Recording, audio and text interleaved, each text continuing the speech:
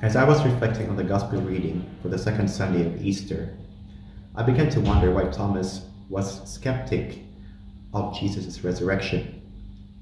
After all, this apostle would have witnessed countless miracles that Jesus had performed in his ministry.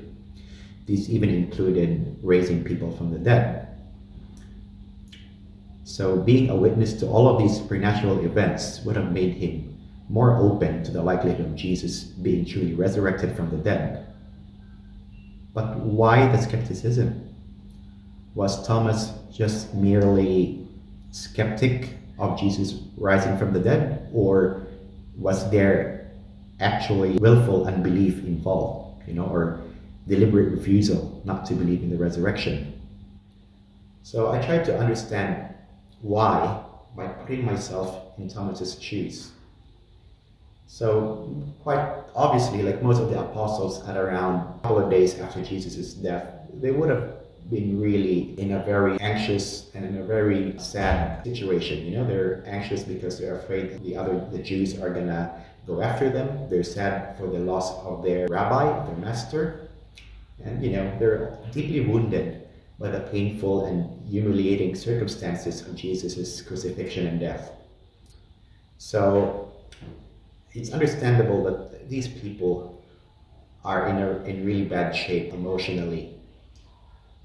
Plus the remorse of having abandoned Jesus in his suffering, in his crucifixion, the time when he needed the most, they all ran away, would have probably added to the burden that they're carrying. On top of that, he spent 3 years following Jesus in his public ministry. And for everything to end in Jesus' crucifixion and death, that would have meant an utter failure, that the last 3 years that they've spent with him was just for nothing. So I would say this would have contributed to some stubbornness that Thomas had in his heart, the unbelief that he had. Sometimes in our personal relationships with God, we often find ourselves in the same situation as Thomas. Our actions, perhaps, or the actions of others, may have wounded us so deeply that we try to run away from hope. We lose hope, and we think that hoping will only lead to more suffering. We focus so much on our disappointments rather than on God's promises, God's faithfulness, and power.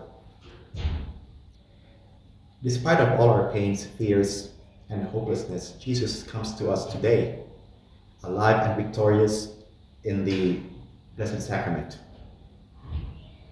May his true presence in the Holy Eucharist bring us the same comfort and hope as it did with Thomas 2,000 years ago. And may we all fall down on our knees in adoration and uttering the same words of Thomas, "My Lord and my God."